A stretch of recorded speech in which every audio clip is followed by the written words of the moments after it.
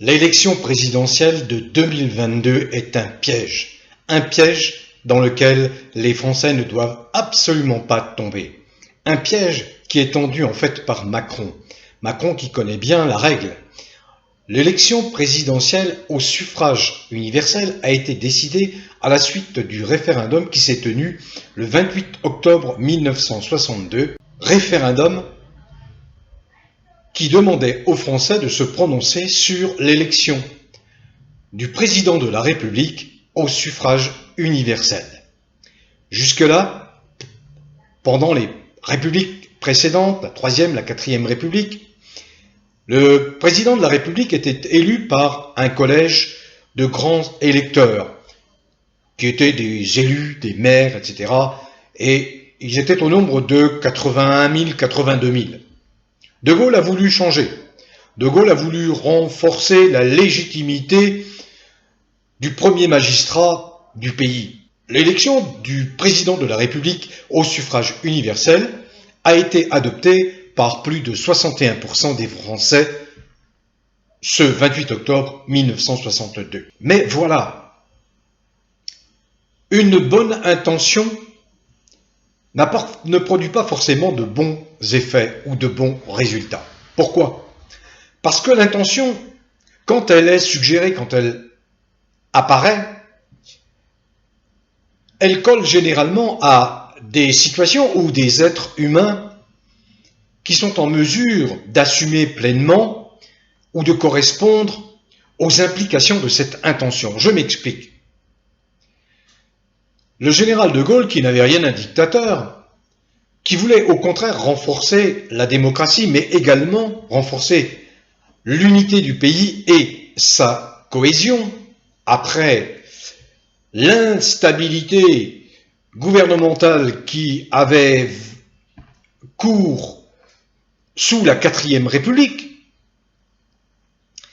et afin de donner une autorité suffisante aux gouvernants, avait considéré que cette autorité passait par l'aval du peuple. Et l'aval du peuple, eh bien, c'était que le peuple désigne lui-même son premier représentant en la personne du président de la République et non pas un collège très limité d'élus, de grands électeurs, limité à 80-82 000 personnes élues. Sauf que ce schéma qui correspondait à la qualité de l'homme, du politique de Gaulle, se retourne aujourd'hui contre les Français. Pourquoi ? Parce que n'a pas la grandeur, la vision, l'épaisseur politique, le charisme, la stature d'un de Gaulle qui veut. Or, aujourd'hui, nous avons affaire, et depuis 3 mandats, à des personnes, des personnalités qui n'ont absolument pas le charisme, qui n'ont absolument pas les qualités, tout simplement, pour assumer la première fonction de l'État, celle de président de la République. En revanche, ils utilisent l'aspect particulièrement efficace de l'élection présidentielle telle que l'a voulu Charles de Gaulle, mais en utilisant non pas les moyens qui étaient les moyens démocratiques, mais en utilisant l'argent, le fric, pour conditionner les esprits et surtout pour fabriquer l'opinion. Ce qui fait que, depuis l'élection de Sarkozy en particulier, en passant par Hollande, et ce qui était le plus caricatural, le plus outrancier, l'élection de Macron, eh bien, c'est celui qui détient le plus d'argent, qui est capable d'apporter le plus d'argent, un peu comme les élections aux États-Unis, qui emporte la mise. Or, comme l'élection au suffrage universel se passe de la façon que vous connaissez tous, c'est-à-dire à 2 tours, élection majoritaire, mais à 2 tours. Au premier tour, on élimine et au second tour, on choisit. entre les deux candidats qui sont arrivés en tête au premier tour. Sauf que, ceux qui peuvent parvenir au deuxième tour, aujourd'hui, sont ceux qui sont capables, grâce à l'appui des merdias pour Macron, grâce à l'argent, eh bien de façonner l'opinion. Et ça peut se jouer à très peu de voix près. Tout est relatif. Mais ça peut se jouer à 200 000, 300 000, 400 000 voix près. Faites le rapport entre 55 millions de Français en âge de voter, je ne parle pas des inscrits, mais 55 millions de Français en âge de voter, vous voyez, vous faites le rapport. Il suffit qu'il y ait un écart de 100 000, 200 000, et ça bascule.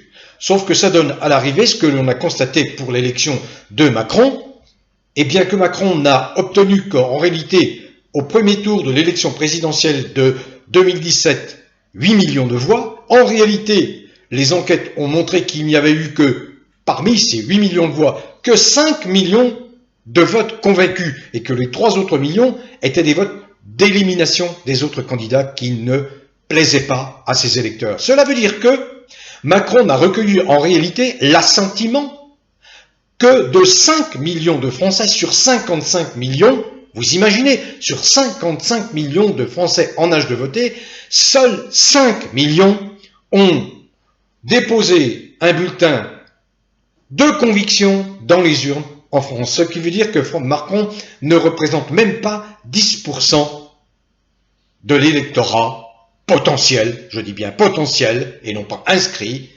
l'électorat français. Voilà où le bas blesse, voilà où il y a un gros problème de représentativité et au-delà de légitimité. Voilà pourquoi depuis 3 ans, nous sommes en complet décalage entre la politique d'un individu qui n'est pas venu là pour gouverner pour les Français, pour le bien des Français, mais pour défendre les intérêts d'une minorité, défendre les intérêts du nouvel ordre mondial, imposer des visions qui sont totalement contraires à l'humanisme. Alors voilà, l'élection présidentielle, je l'ai dit en introduction, de 2022 est un piège. Est un piège qu'il faut absolument éviter. Comment l'éviter? Comment l'éviter? Eh bien, par l'information, la contre-information, la réinformation. J'enregistre cette vidéo, pourquoi? Parce que Macron vient de faire voter en catimini, en pleine nuit, ce qui est un scandale éhonté par rapport à tous les avis médicaux, des sommités médicales qui expliquent que le confinement est un crime, que le masque, plutôt que de protéger, en réalité, il nuit profondément à la santé, que, en réalité, c'est une fausse crise sanitaire. Et toutes les études, maintenant, convergent vers ce constat qu'il s'agit là de la plus grande escroquerie sanitaire mondiale et transformée en escroquerie politique, en outil d'asservissement politique aux mains de quelques dirigeants de la planète et en particulier aux mains du dirigeant qui se prétend être dirigeant de toute la France, qui est Macron. C'est très ennuyeux. C'est ce qui a fait monter au créneau une ex-macroniste, Martine Vonner, et qui en 3 minutes a démonté l'escroquerie de ce reconfinement, de cet état sanitaire, de cet état d'urgence sanitaire. Elle était à l'Assemblée nationale, du prolongement de cet état d'urgence sanitaire, qui n'est ni plus ni moins qu'un état d'urgence qui permet à Macron de prendre les lois les plus répressives, les plus liberticides, et qui peut lui permettre de gouverner uniquement par décret. Eh bien, Martine Vonner, qui était pourtant une députée macronienne et qui a quitté La République En Marche, est rentrée durement dans le lard du gouvernement de Véran, et bien évidemment de Macron, pour dénoncer ce prolongement de l'état d'urgence jusqu'au 1er avril 2021. Pourquoi Macron éprouve-t-il la nécessité de prolonger cet état d'urgence sanitaire? Parce qu'il se sent en grand danger. Il sait très bien que sa réélection est plus que fortement compromise, qu'il est contesté, qu'il est rejeté. Bien sûr, les instituts de sondage qui sont à la botte des patrons qui sont les amis de Macron ne vont pas claironner, clamer partout qu'en réalité Macron est rejeté par 85% des Français. Les Français ont expliqué et le confirment à chaque fois, mais aucun des instituts n'ose sortir les chiffres, les vrais chiffres.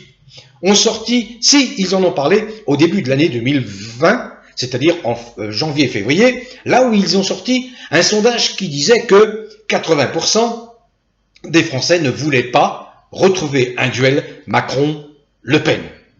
Et à quoi assistons-nous aujourd'hui? Parce que Macron fait dans son froc, tout simplement. Macron sait très bien que s'il ne convainc pas ses bailleurs de fonds, les bailleurs de fonds de sa campagne électorale de 2017, s'il ne convainc pas ses mentors, s'il ne convainc pas ses alliés ultra riches, les 7 ou 8 qui possèdent les médias qui le soutiennent à fond, et qui déforment complètement l'information, qui sont des agents de propagande, qui sont des propagandistes goebbelsiens, s'il ne convainc pas ces gens-là, il sait qu'à un moment donné, ces gens-là vont le lâcher et vont choisir un autre poulain, un autre cheval, et il n'en manque pas. Il n'en manque pas. Ils vont peut-être prendre un type, les Républicains, par exemple un Xavier Bertrand, par exemple, ou alors ils vont choisir Édouard Philippe. Ou alors ils vont faire renaître de ses cendres le justiciable Sarkozy qui a 3 procès en correctionnel qui l'attendent. Allez savoir. Ou alors ils vont tirer du chapeau, c'est ce qu'a suggéré un certain Attali, le mondialiste, une certaine Marion Maréchal Le Pen, la nièce de Marine Le Pen, puisque apparemment Marine Le Pen peine à convaincre. Donc la situation pour Macron, elle est très compliquée à gérer parce qu'il est de plus en plus fragilisé et marginalisé, y compris dans son propre camp, où les défections se multiplient, où les démissions se multiplient. On l'a vu, la guéguerre entre Castaner et Berger. Et puis il y a d'autres guéguerres qui vont apparaître. On en parlera le moment venu. Mais ça a affaibli complètement la coquille vide. Comme je disais dans la précédente vidéo, ça n'est plus une coquille vide. La macroniste, ça est réduit à peau de chagrin. Il n'y a plus réellement de macronistes, si vous voulez, partisans engagés, comme il a pu en apparaître en 2017. Je rappelle qu'en 2017, Macron s'enorgueillissait de pouvoir afficher 400 000 militants. Aujourd'hui, ils sont entre 15 et 20 000. Entre 15 et 20 000. Et beaucoup regrettent amèrement. Il y a d'anciens rocardiens qui regrettent amèrement de s'être engagés sur ce bateau qui part à la dérive. On n'avait pas, vous savez, il y a Marie Tanguy, qui est une ex-macroniste, qui vient de commettre un livre, qui vient d'écrire un livre, et qui a dénoncé l'enfumage permanent, le malaise qu'elle a vécu à être dans l'équipe de campagne de Macron en 2017, équipe de campagne qu'elle s'est empressée de quitter, parce qu'elle a bien compris l'enfumage, la supercherie, c'est-à-dire le décalage entre l'action et le discours. C'est-à-dire qu'elle a bien compris qu'elle avait affaire à un bonimenteur dont la mission était en réalité de contraindre le peuple français et non pas de légiférer pour le bien-être des gens. Donc, le piège, effectivement, c'est l'élection présidentielle de 2022. Alors, pourquoi prendre la parole, pourquoi vous expliquer ceci? C'est parce que l'IFOP, qui, dès 2012, avait été montré du doigt, l'IFOP, qui a appartenu jusqu'en 2016 à l'ex-présidente du MEDEF, Laurence Parisot, laquelle Laurence Parisot a cédé à l'entreprise d'Entresangles, c'est une entreprise de transport, la majorité de ses parts de cet institut IFOP, eh bien, l'IFOP avait été épinglé en 2012 par l'Institut des sondages qui avait titré « La supercherie de l'IFOP ». Et à l'époque, l'IFOP faisait tout son possible pour faciliter la réélection de Nicolas Sarkozy. Et l'IFOP réapparaît, c'est mon propos d'aujourd'hui, et il va être bref, avec une enquête à 20 mois de l'élection présidentielle. C'est dire la fiabilité de cette étude. Et l'IFOP donc sort une étude qui date du 4 octobre, là, et qui met en avant les chances des principaux candidats potentiels, en tout cas supposés.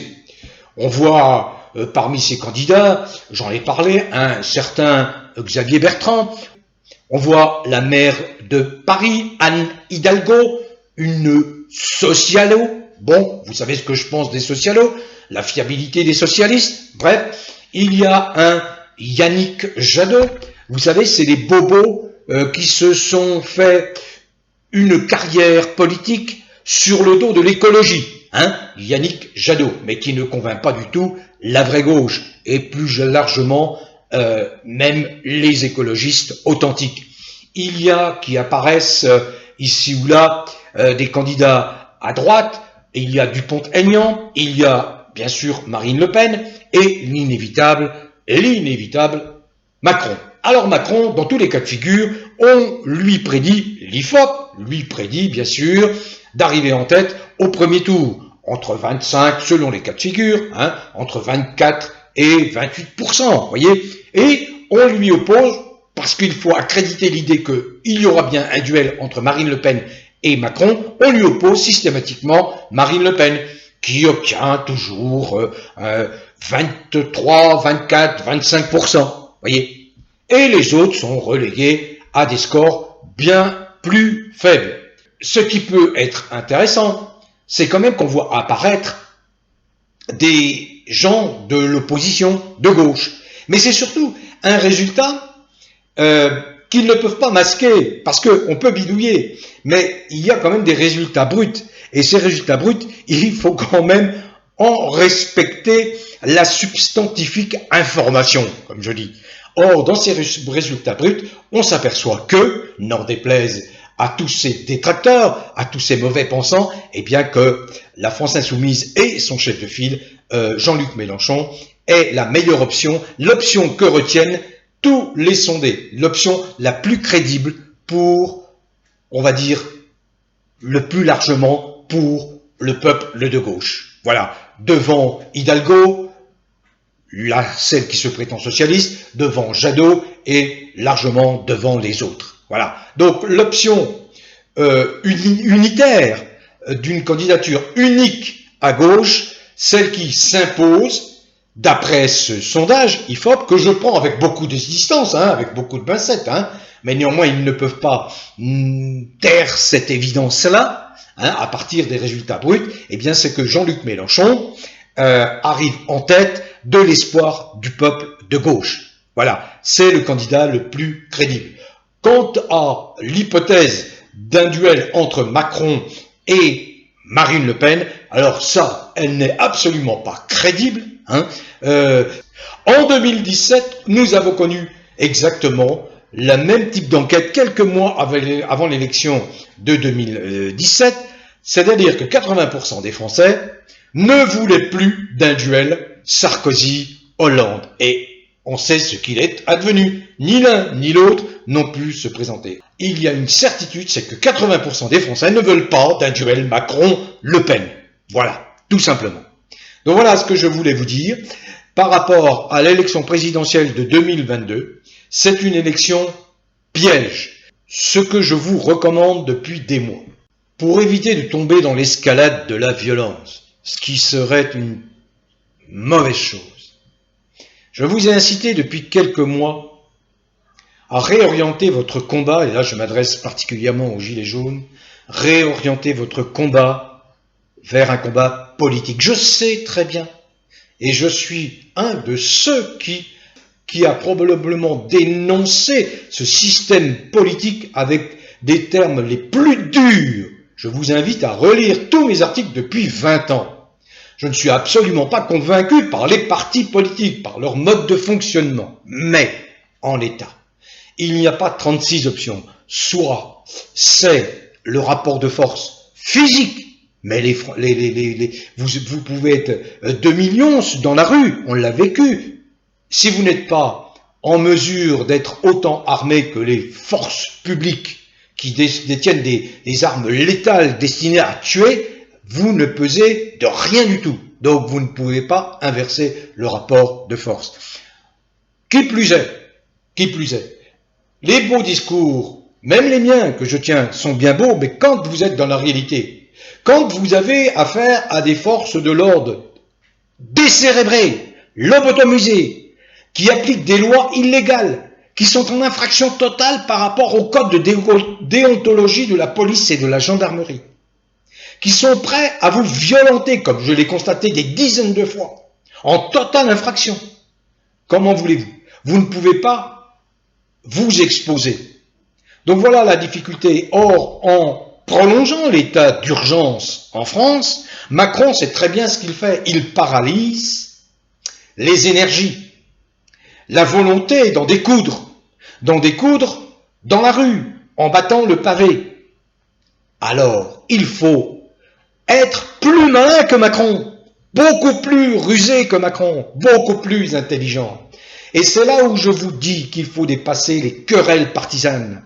Il faut tous se consacrer à un objectif, c'est-à-dire dégager Macron, si possible avant même l'élection présidentielle de 2022. C'est-à-dire qu'il comprenne même 6 mois avant, comme Hollande avant lui l'avait compris, qu'il n'aura aucune chance d'être réélu en se présentant en 2022. Et de toute façon, si ces soutiens, comme je le disais, ces soutiens ultra riches, ces suppôts merdiatiques, comprennent que la partie est perdue avec Macron, ils le lui feront comprendre d'une manière ou d'une autre, et il devra se retirer.